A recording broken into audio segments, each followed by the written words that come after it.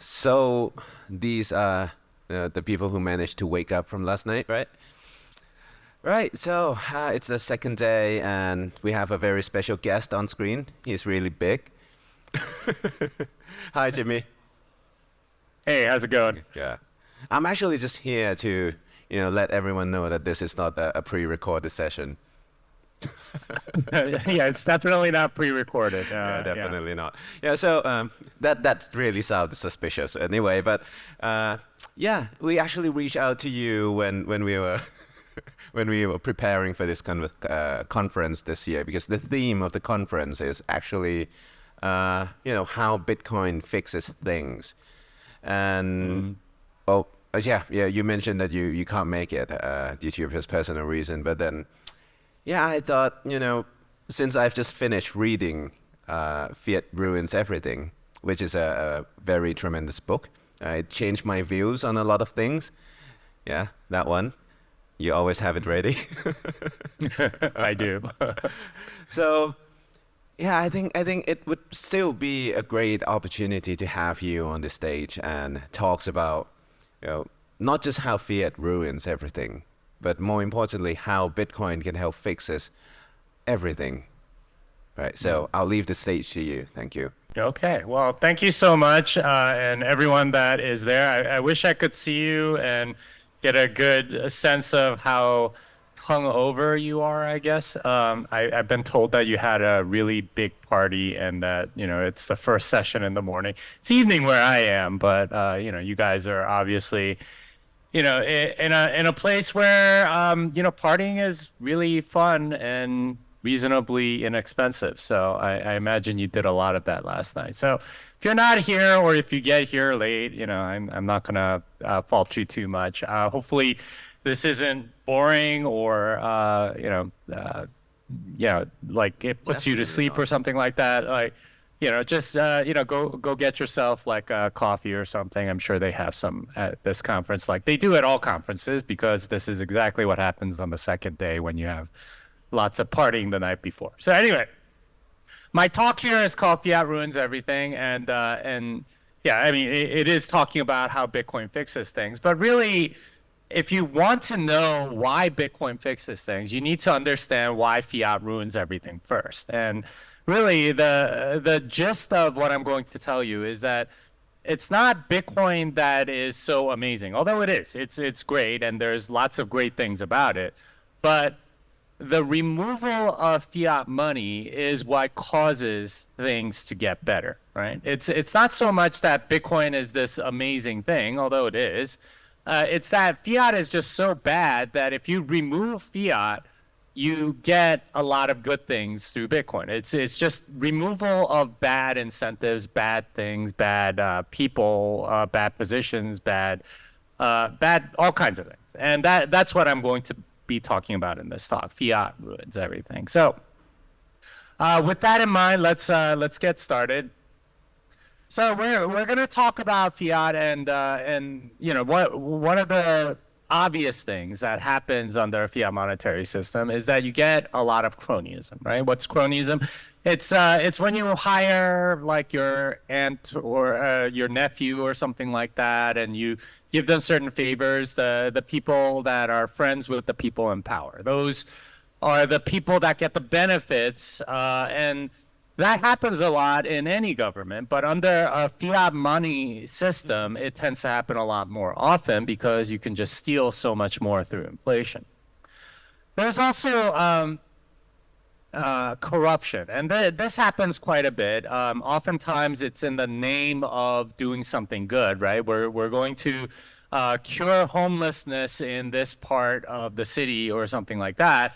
Really, it ends up being just a big slush fund to some organization that is combined with cronyism. It's probably friends with the mayor or something like that, right? Like this happens quite a bit under a fiat monetary system because, again, you have a significant amount of money that's available to you through theft, through inflation.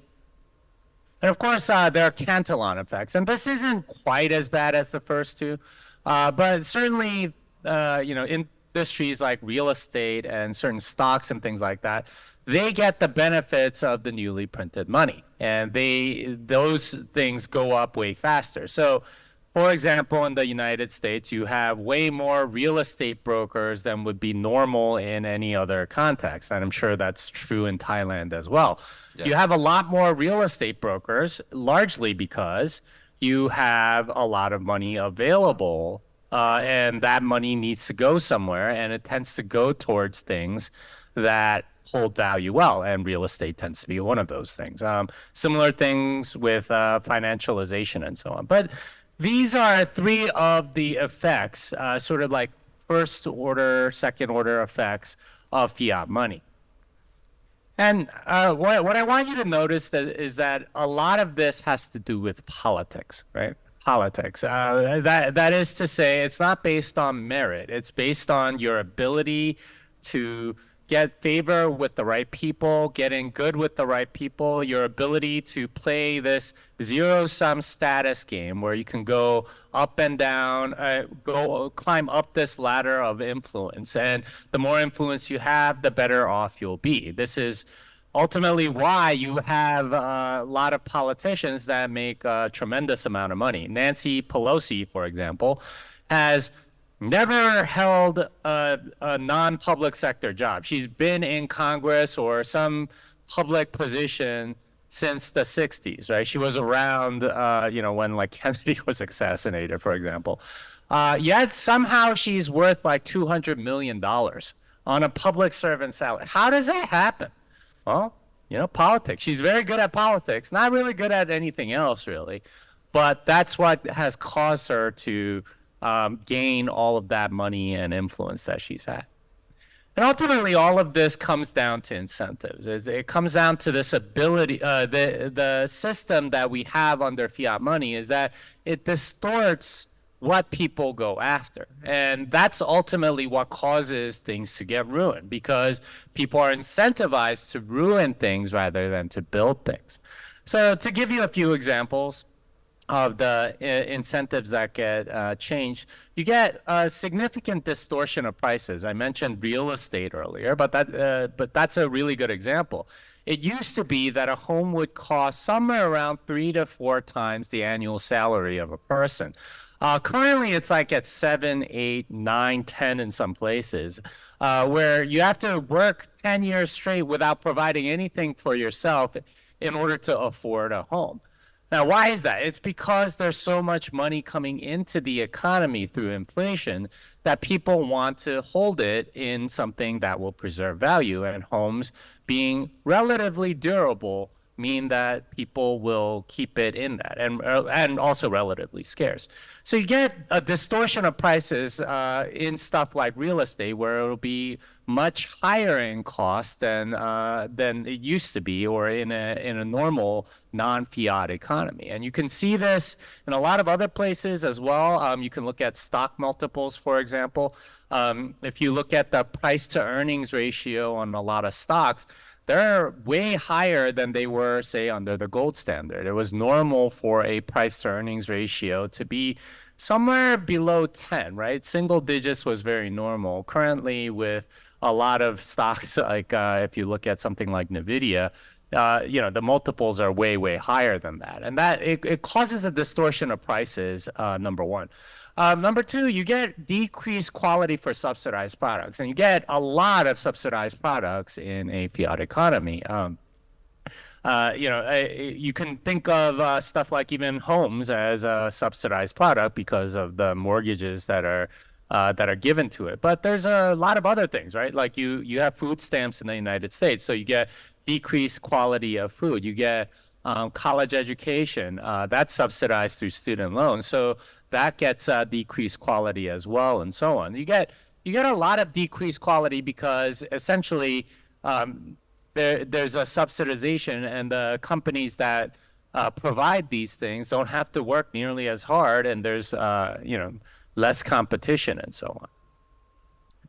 And of course, there are lots and lots of rent-seeking opportunities. And if you don't know what rent-seeking is, I'll explain later. But basically, there are all kinds of jobs in the economy where you're actually not providing much value, if at all. In fact, you're detracting value from the economy through basically busy work, work that doesn't matter or actively hinders other people from creating value. And that those tend to be actually kind of prestigious, and people want those jobs because they're very steady and they're, you don't have to do that much work. And mostly it's political skill that matters more than anything else. And those tend to thrive in a fiat economy. So let's talk about rent seeking. What is rent seeking? The way to think about rent seeking is being in the middle of some transaction that other people want to participate in and refusing them permission to proceed with that transaction until they pay you or get your permission or something. And it's a way of taxing bilateral transactions that people want to engage in without adding any value. And, the typical one that you can think of is you want to go and, start a business or something, and you need some bureaucrat's permission, and they don't give you permission until you pay some fees and so on. That's typical rent seeking, but it's not limited to the government. There's all kinds of rent seeking all over the economy. You can think about like a typical HR department. They at least in the United States, they make you go watch like sexual harassment videos or, whatever. That's not really adding any value, but you're required to take them as part of the compliance that they have to do with the government. So in that sense, it's also rent seeking, a lot of permits, licenses, things like that. So to give you a sense of how bad rent seeking has gotten, you can look at this graph, and it's not coincidentally starts right around 1971 with the Nixon shock, when the dollar's ties to gold were completely severed, and you can see that the both the physicians and administrators at a typical hospital, it's grown by leaps and bounds for administrators, right?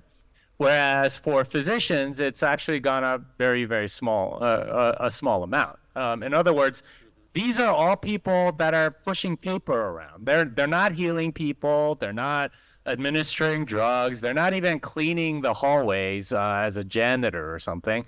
This is people that push paper around, right? Like giving permission because this entity says that you can do this, or that costs too much, or this, or you're not allowed to get this procedure for this reason, or like it's gone up an insane amount, right? Like over 3,000% since 1971.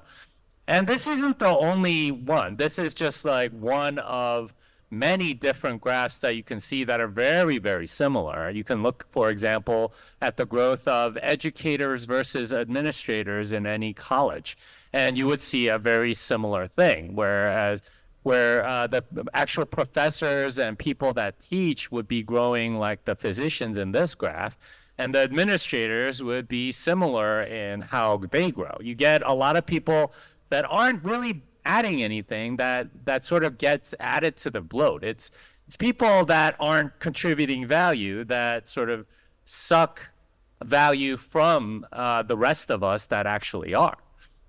Again, you can look at something like the military, the number of soldiers versus the number of administrators, very similar. Almost every industry, the number of administrators has gone up significantly, whereas the people that actually do the work has gone up very, very little. So why is that? What's going on? Well, I mean, a lot of it is politics, right? It's especially in a democratic society, it's very easy to get people to favor you if you give them a job, and this happens all over the world, where people will vote for you if you get them a job, and now you're sort of continuously funding them. In fact, this is one of the reasons why a lot of countries enter into hyperinflation. One of the things that I learned when I was in Lebanon a year and a half ago was that the country has something like 18% of its population like going and working for the government in some way, shape, or form. So what happens is that they're essentially working for the government. They've been paid off to become rent seekers for the government. And so, first of all, nothing works. So like street lights in Lebanon are on maybe 1 hour a day. So everyone has their own generators because the government takes care of its, provides energy to everybody, but they don't do a very good job. But second, all these people in a hyperinflationary scenario are constantly demanding raises. So the government, because they want to stay in power, will give them raises. And those people will spend it into the economy, making hyperinflation worse. And then soon their salaries are not enough to provide for themselves, so they demand another raise. And then they spend the government prints the money to pay them, and then they spend it into the economy, and you get more hyperinflation. And it's a loop that goes back and forth. But ultimately, this is what rent seeking looks like. It's ultimately funded by inflation in some way, shape, or form, and it's all political. It's a way to get votes. And if you have some sort of sense of outrage at this point, that's completely appropriate because it's tremendously unfair, right? Like there are people that are actually providing value, right? Like the physicians and stuff, but there are also people that are in the back office that are, checking some boxes and they're getting paid oftentimes the same amount. It's kind of crazy. It's very unfair because they're not really providing value. They're checking some boxes for somebody and ultimately getting paid for it. And like the U.S. In the U.S., the healthcare insurance companies are ultimately all rent seekers, right? Like it's, they're a third party that's not party to the transaction. It's, if you could just directly pay your doctor, there would be no need for those. But they add a tremendous amount of friction and cost into the system. This is why healthcare costs so much in the United States because of these rent seekers, and it's extremely unfair because they're not really providing value. So here is an example of, I guess, like the biggest rent seeker that I can think of. And if you don't know who this guy is, this is Hunter Biden. This is the son of the president of the United States, Joe Biden. He is more known for his laptop than anything. And his laptop showed, for example, that he was very much into cocaine and prostitutes. And did some really crazy bad stuff. He has no expertise in anything, yet he was on the board of a Ukrainian energy company, among other things. He had a lot of other positions like that. Now, why would he be on the board of a Ukrainian energy company if he has no expertise in energy or Ukraine or anything else for that matter? Well, it's because he's the son of the president. And the Ukrainian energy company knew that if they had Hunter Biden on their board of directors and paid him, that they could get some influence in Washington. This is what rent seeking looks like, right? You are able to get a position. This guy has no real discernible skills or anything. He's supposedly an artist, and his art apparently sells for a lot of money because this is a way in which the corruption happens. But that's what rent seeking looks like. It's unfair because people like him with no talent whatsoever, because of the position that he has and because of the politics that he can play, can extract tremendous amounts of money. And you can bet that he's managed to get a lot of money off of government things. So here are some consequences of this rent seeking. First of all, it drains a lot of talent. So a lot of the best and the brightest people end up going into rent seeking, which is really, really sad. And in fact, the most productive people become the biggest leeches. So if you think about, for example, the best students in the United States, right? Like the best and the brightest, the ones that graduate from Ivy League colleges, what's their ambition? Where do they want to go? What careers do they want to have? Well, for the last 50 years, it's been investment banking, right? And that is the ultimate in rent-seeking businesses because you can make hundreds of millions of dollars leveraging off of money that other people are providing for you. If you win, you win, but if you lose, the government bails you out. Well, that's the industry that they all go into, and they make many, many millions of dollars, like essentially extracting from the public. And these are the people that in another generation would have invented like the best things and started the best companies and created a lot of value. Instead, they become the biggest leeches. And in a way, they do that because it's kind of a cheat code, right? Like rent seeking is a cheat code to life. You can have everything that you want without going through the gauntlet of starting a business or creating a product or service that the market wants and going through all the pain of raising money or saving or, testing things. And instead, it becomes this cheat code to wealth. And unsurprisingly, a lot of people take it. So what's the trade-off here? Well, they seem to be getting along well, but ultimately it's civilization that gets screwed. It's the rest of us. It's the rest of society that has its wealth extracted from them without any value being provided. And that's really the difficulty of rent seeking and why fiat is so detrimental, is because all of these resources get under the control or at least the profits come into banks and people like that rather than the value creators. I mean, think about how you expand the business, right? If you're a company and you want to expand the business, the way to do it in a fiat economy is through tremendous loans, leverage buyouts, things like that. And where does the profit go? Well, a significant amount of that profit goes to the banks for the money that they created out of nothing, rather than the entrepreneur that is actually creating and building stuff. And it's unfortunate, but that's all of that, value creation gets captured by the rent seekers rather than the people that actually created stuff. But that said, all of the upper management in a lot of these companies, they're rent seekers too. They're more political players than anything else, and it's more like being a political officer than anything else. Mm-hmm.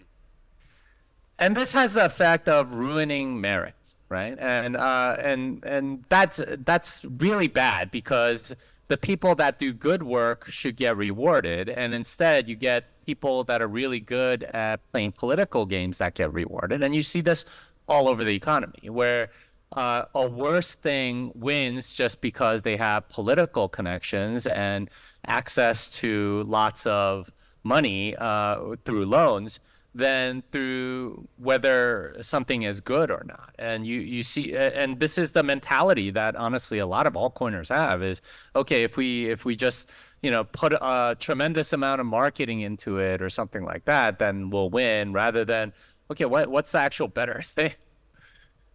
So here are the actual mechanics of fiat money. It really depends much more on political connectedness and not value provided. And that's something that I think I've made clear.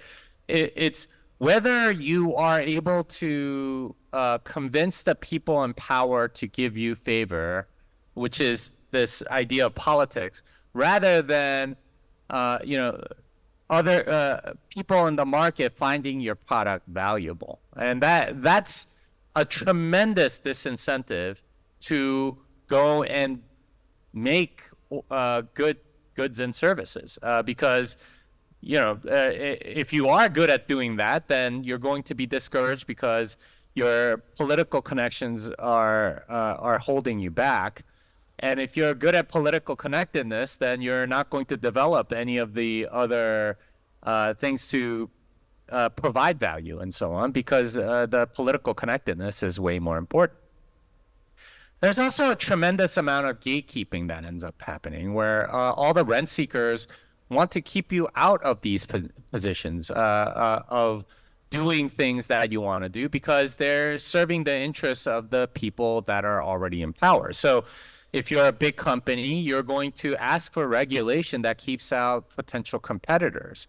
And that is indeed what they do. So you get a government bureaucrat that says, okay, you want to make a new kind of nuclear power plant? No, you can't do that because we're regulating you, and you don't fit these regulations, therefore you can't do it. This is why we don't get a lot of innovation. So ultimately what you need is extraordinary luck or lots of personal connections. So people like Hunter Biden can make lots of money rent seeking because they have a personal connection. His father is the president. Or you need extraordinary luck. You need to catch the right gatekeepers at the right moment so that they give you permission for the right things at the right time. And that tends to be sort of like the success story in a fiat economy, is somebody that was down on their luck but they got extraordinarily lucky. It's not about merit, really. But once you're in, it becomes like this political game, and your ability to play that political game is the big key. And unsurprisingly, what you get are lots of people that are very old in these games because they don't let people in, right? They set up the gatekeeping operation so that only the people that they favor get in, and all of these institutions get older and older. And you could see this increased gatekeeping in a lot of industries. So investment banking, again, it is a brutal industry in that sense because everyone wants to do it. Who doesn't want to make hundreds of millions of dollars? Even if you're working 100 hours a week, that's not a bad payoff because the amount of work that you have to do versus the reward that you're able to get, it's there. So the gatekeeping in an investment bank is tremendous. It's extremely hard to get into an industry like this. Here's another one. Hollywood. How hard is it to get into Hollywood? Well, extremely, extremely difficult because, again, there's a lot of gatekeeping. The people that are at the top don't want to add new competition, so they make it very, very difficult. And you'll notice that a lot of the movie stars are very, very old. They've been there for a very long time, and they don't let new people in very much, right? Tom Cruise is still making movies like 40 years after he started, and he kind of looks the same, and he's a good actor, to be fair, but it's an industry that doesn't let new people in.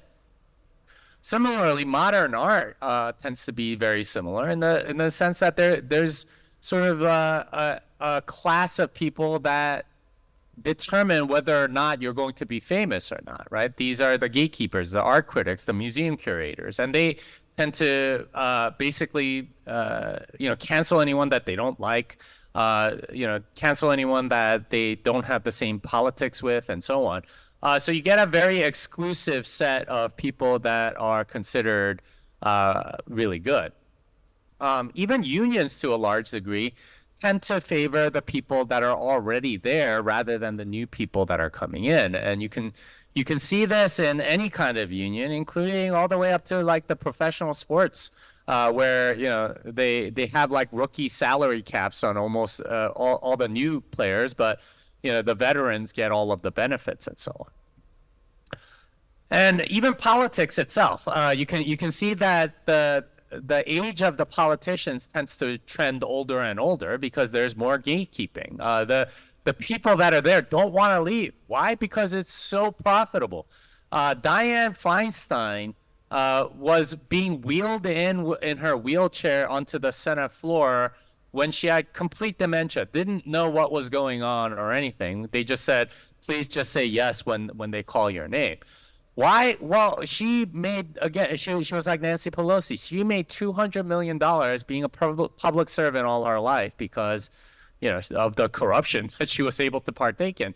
So of course she doesn't want to leave. It's worth too much money to not just her, but her entire staff. So all these people don't want to leave. So you don't get new blood. Instead, you get very, very old people like Mitch McConnell and Joe Biden and people like that.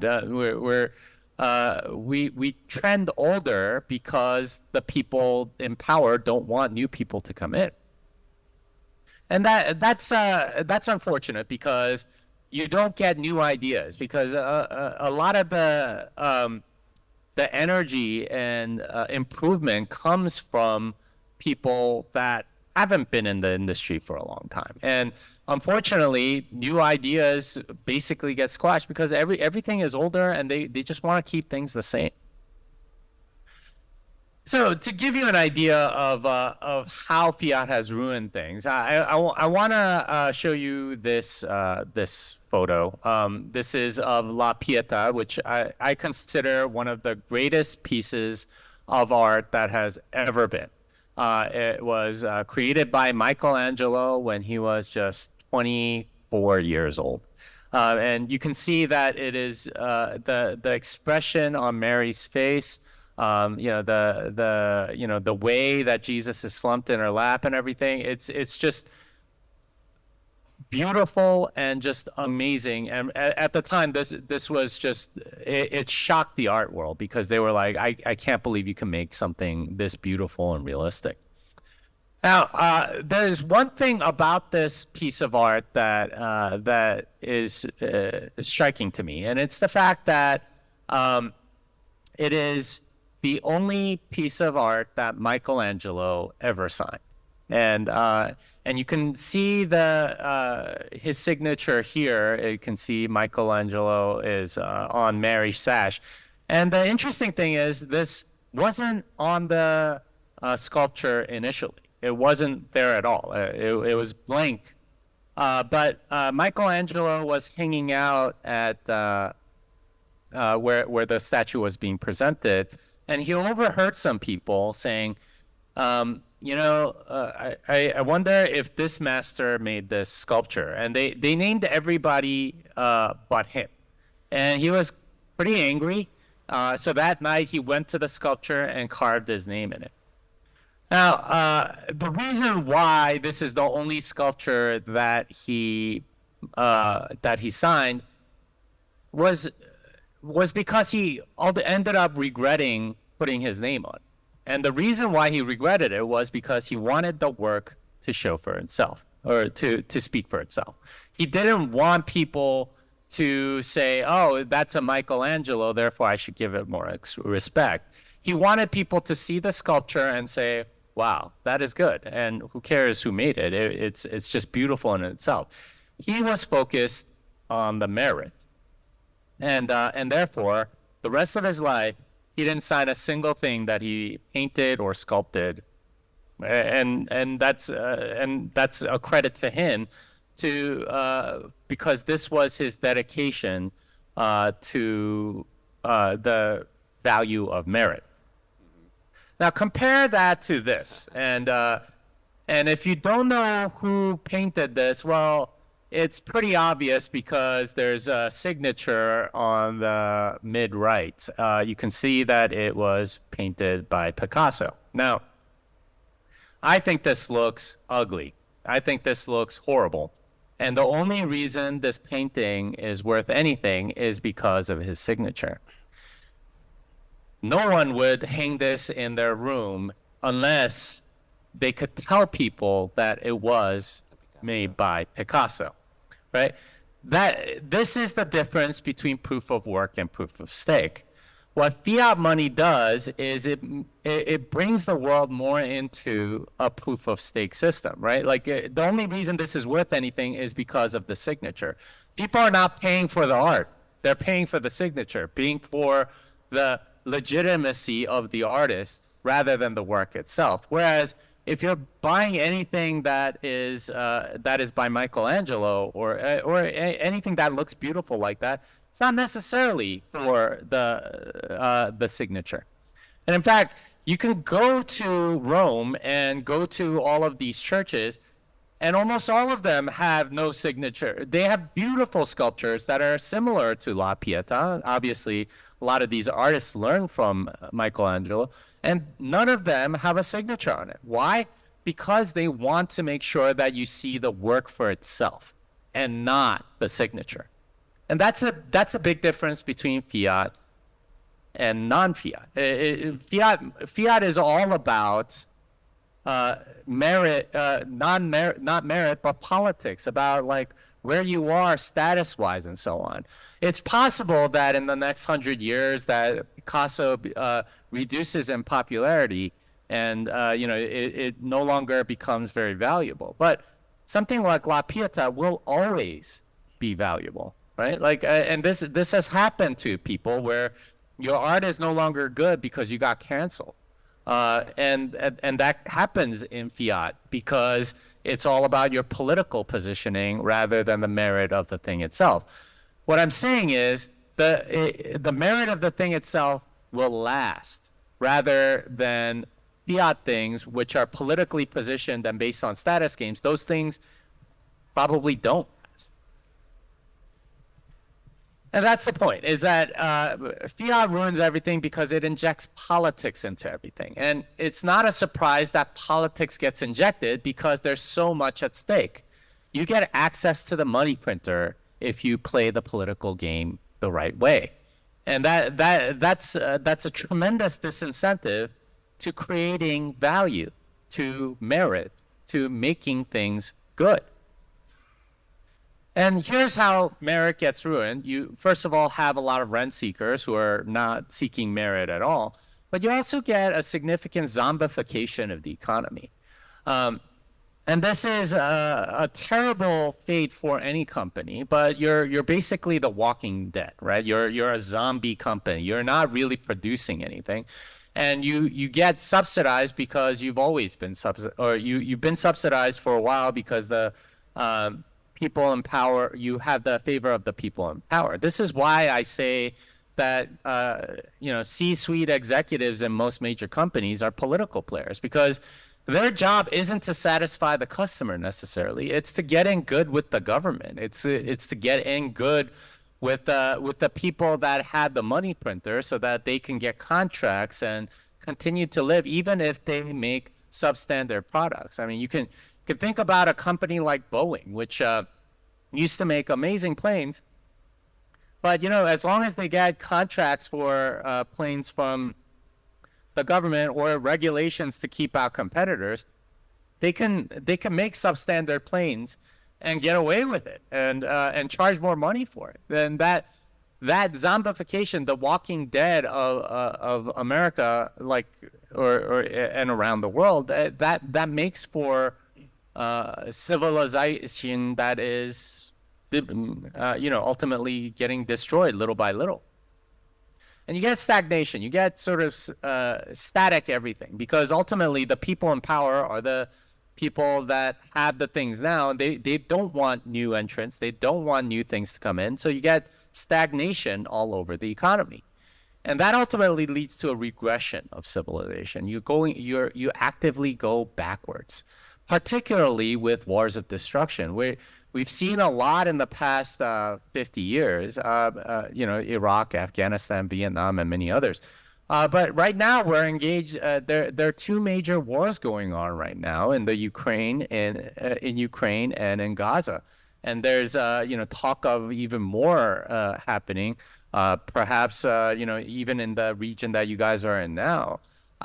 But this is tremendously destabilizing, because you have destruction without the corresponding construction of new things, and that ruins merit even more.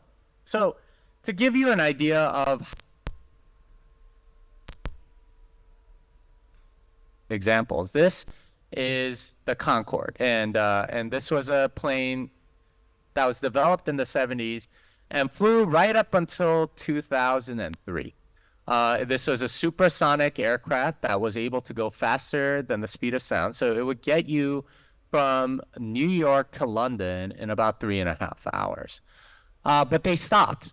There were all kinds of issues, mostly around the fact that other planes were more quote unquote economical. But this stopped, right? Why don't we have planes that are faster? Well, it's because we're actively going backwards. We're not trying to go further, right? Boeing and Airbus are pretty much the only two commercial airplane manufacturers in the world. And they have no incentive to create something better because they know they'll have customers. All these airlines need planes, and they're the only two. Well, they can kind of do that, and the regulations are strict enough in all of these places that it's not really that feasible for a new airline manufacturer to come in and really disrupt them. Or even if they do, it's going to take 20 years. So this is one way in which we're actively going backwards. Here's another one, dishwashers. So most of you, if you have a dishwasher, know how long these things take. I know I just loaded my dishwasher about an hour ago, and clock said 3 hours and 30 minutes to wash the dishes. But did you know that in the 60s, they had dishwashers, and they got your plates sparkling clean in 45 minutes? So what happened? Why is it taking 3.5 hours now when it was 45 minutes? And you know, the 3.5 hours, half the dishes are like have spots on them or something. What's going on? Why has it gotten worse and take longer? Well, because of all the regulations and things that they put in. You can't use a certain amount of certain kind of detergent. You can't use a certain past a certain quantity of water. So they've all gotten worse, and it takes much longer, and they cost more, which is a huge tragedy. And it's not just dishwashers, by the way. If you know anyone that has an air conditioner from the 60s, it still works. Whereas a modern air conditioner is good for maybe 7 to 8 years, and then it's kaput. So, I mean, this tells you that we're actively going backwards. And we have a lot of Fiat industries that don't want competition. The reason why we have all of these things that are actively staying the same or going backwards is because they've been effective at eliminating competition, mostly through like eliminating innovators. They like regulation and compliance costs because it makes it hard for new industries to come. And really, they have no reason to innovate because, in a sense, they have a power over the market. You know, in the U.S. at least, you have like 5 companies for almost every industry, and that's it, right? Like 5 big food companies, 4 big accounting firms, 6 big health insurance companies, 4 giant tech companies, and so on. Like it's not that many, and those companies don't need to innovate that much as long as, you know, it's like small improvements they can do it, but large improvements they don't really do, and they're able to keep their power around by using the fiat printed money to sort of squash innovation, either by you know, doing it themselves and then killing the project, or acquiring them, or taking their engineers away by hiring them away, or something like that. So ultimately, a lot of these industries and these companies keep their positions by default. And if that sounds like rent seeking, that's because it is. In many ways, they become rent seekers in many ways. Here's sort of like a final scary thought. This is a picture of Neil Armstrong on the moon in 1969. What if this was the peak of our civilization, right? What if we've been declining since then? And I've shown you a lot of evidence that we're actively going backwards. And this, not coincidentally, is right around the time that Nixon suspended convertibility to gold. We haven't been back to the moon since the 70s. Why is that? Well, maybe we're going backwards, right? Anyway, the entitlement fiat mindset is this. It's focused on politics. It's conserving what you have. It is based on theft through inflation.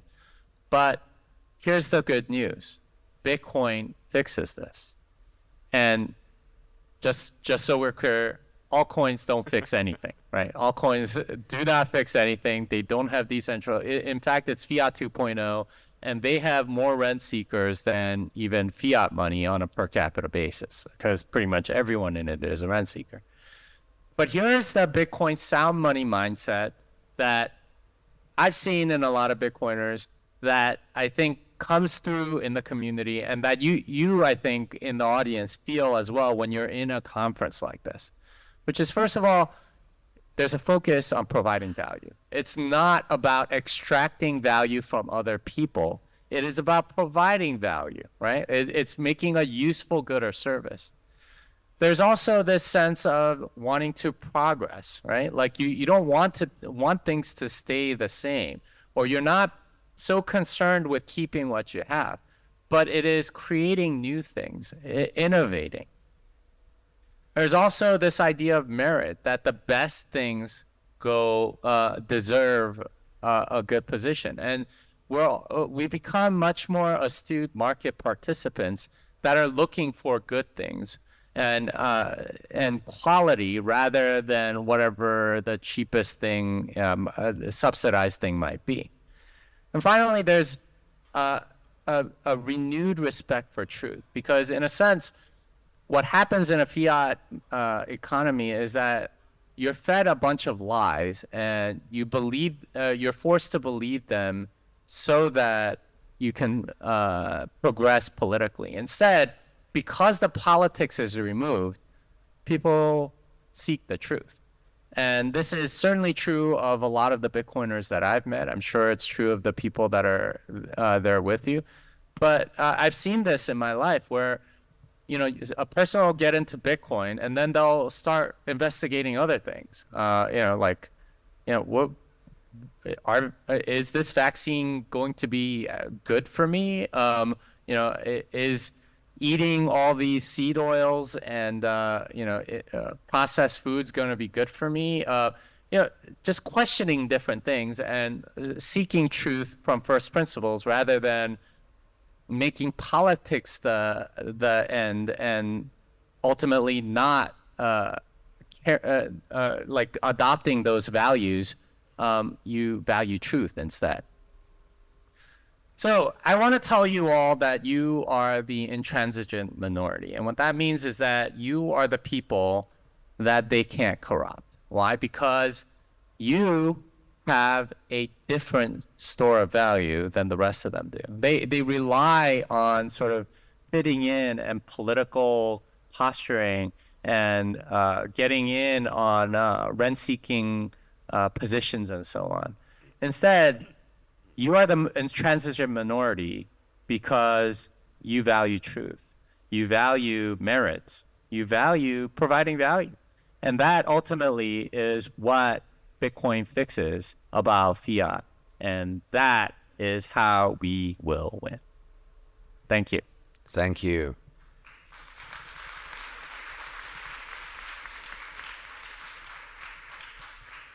Right. All right. So, where did he go? I'm still here. For a bit?